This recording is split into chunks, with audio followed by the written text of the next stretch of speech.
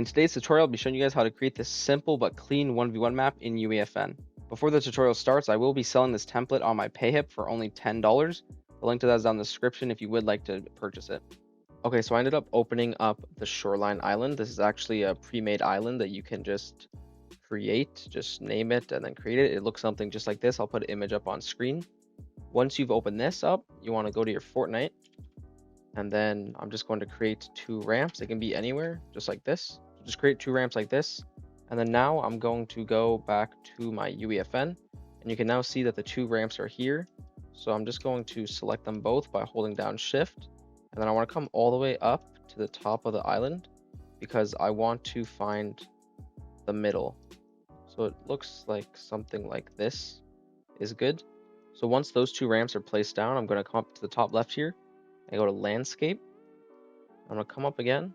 I'm going to turn the brush fall off to 0, and the brush size I'm going to turn down a little bit, something like this. And what I want to do is I want to paint. So okay, brush fall off 0 again, turn this down a little bit, like so. And then what I'm going to grab is layer 4, which is the concrete. I'm going to click right in the middle and between both the ramps, like that. So I actually got to click it a bunch of times. But once I've done that, you can now see that we have a like concrete base below our ramps and surrounding it. To get out of the landscape tool, just go back up top left and just click selection. Next, we want these builds to be invincible so they never break or can edit them.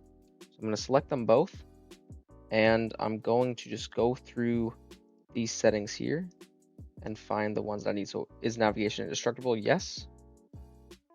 Can be damaged? No. And I think that's it. Let's just see if there's an edit. No, there's not. Let me just scroll through it as well. Force-based structure supported. You want that on. Allow weak spots off. And those are the 3 settings. So I'm going to save now. Next, we have the weapons. We're going to place the weapons here to the side.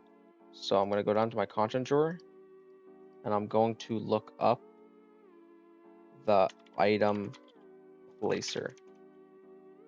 This right here. I'm going to scroll down, and we want to turn allow respawn on and 0, and then the model we want to do icon. Next, we want to go to item list, and we're going to make it the sentinel pump. So I'm just going to look up sentinel.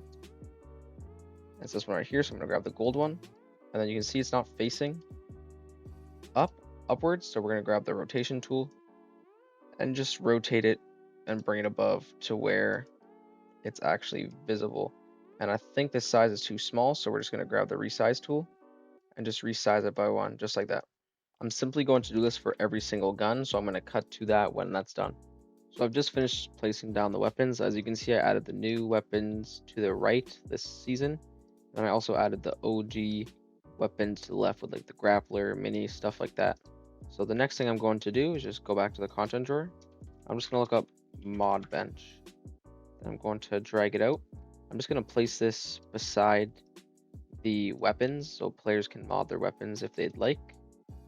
I'm just going to rotate it 90 degrees. Push it back a little bit like that. And then I'm going to change mod cost on and make it 0 so it doesn't cost them any gold. Now I'm going to add a changing booth. What this will do is instead of people leaving your map and changing their skin, they can simply change the skin in your map, which boosts your playtime. Now we're going to get into the build reset. So for this, what we're going to need is a button device. Drag it out, bring it up, and make sure it's facing towards you. We're gonna scale it up twice. Looks good, and then I just want to make sure that I align it correctly so that the players can actually press the button. Then for the settings, we are going to put the interact text to reset builds. Scroll down. Interact radius we're going to bring up so players can actually interact with it. And that is it for the settings. You can turn off trigger sound, so I'll do that. But yeah, that's it for the button. So now we need the explosive device. So I'm going to look it up in the content drawer, bring it out. Can be damaged? No. Blast radius, we're going to go up to the search bar and just type 10,000. We're going to highlight it, Control C to copy, go to blast radius, Control C to paste, because the max is only 10 meters. But if you do the method I just showed, you can do as much as you want. Player damage none, structure damage max, knockback none, play effects off, visible during game off, collision during game only when visible, show health bar off, play audio off, and then time to resell, let's do like 0.3 seconds. Now lastly, for this to work, you just need a trigger device. So I'm going to find the content drawer and I'm going to place it down like this for the settings here. Visible in game off, trigger by player off, trigger by vehicle, sequencer water off, VFX and SFX off. And that's it for the settings. So to set this up, you're going to go to the explosive device, scroll down, explode when pick button is on interact.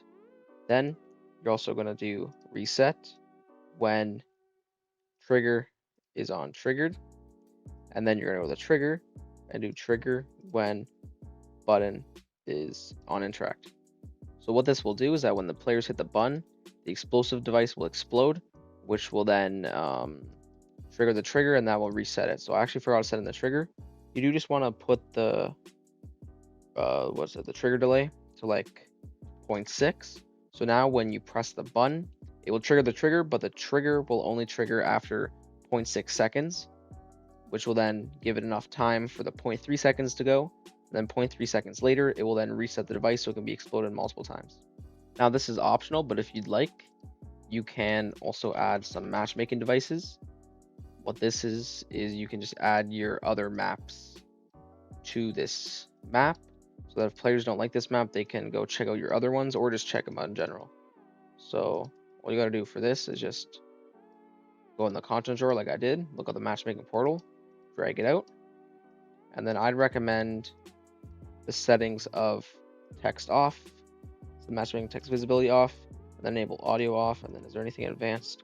No, everything else is in advanced is fine. And then all you got to do is just find your map code that you published, paste it into here, and then your map will now pop up. When you open up this map as well, I'd also recommend just getting rid of the trees. You can simply do this by going up to the top right and selecting all of them by holding down shift and then clicking your delete key to get rid of all the trees. This will just make the map less laggy because it has to render less foliage around the map. You could also delete these mountains by just clicking on them. They're just backdrops. I think I'll do that because it just makes the map look basic and clean. Like in the title, you just want it to be a simple 1v1 map and to have as minimal delay as possible. And that is it for the simple 1v1 map. Now, all I got to show you guys is the island settings. I'm just going to scroll through them slowly without talking, so you guys can just pause the video and just copy exactly what I do.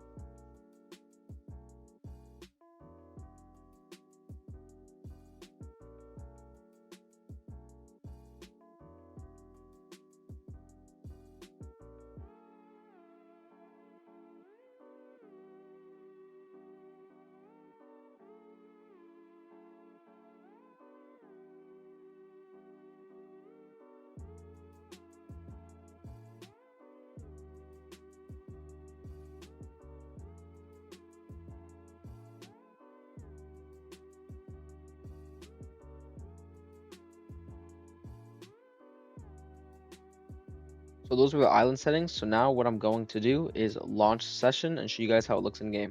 So while I'm loading up my map, I did forget a crucial step. You want to go to your content drawer and look up the player spawners, so the players can actually spawn. So what you're going to do is just drag them out, and then you're going to place them down. Then you obviously want them to face towards the build fight, and you can do them a little bit beside the changing booth on each side. So something like this, copy and paste it, that, and then hold shift to select both of them. Then we're going to do visible in game off and save. And there's another thing I want to add. This is all up to you guys if you want to add it or not.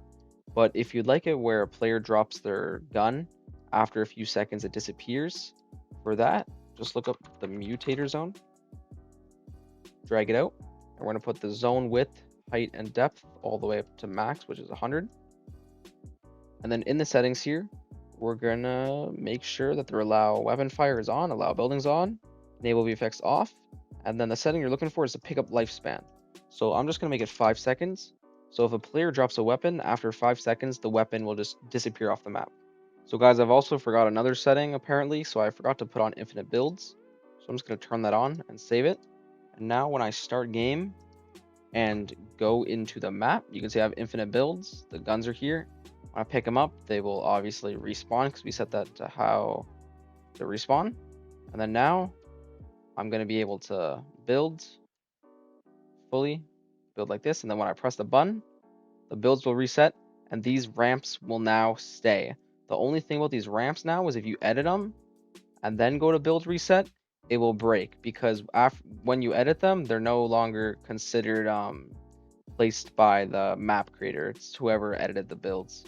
So sadly, that is a problem, but honestly, it's not that big of a deal because even if you edit both of them and they get deleted, you can simply just place 2 more ramps and restart the 1v1 just like that.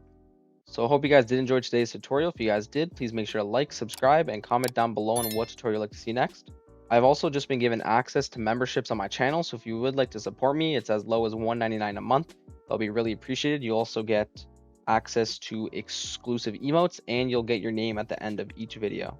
Please make sure to also join my Discord. The link to that is down in the description, and I'll catch you on the next one.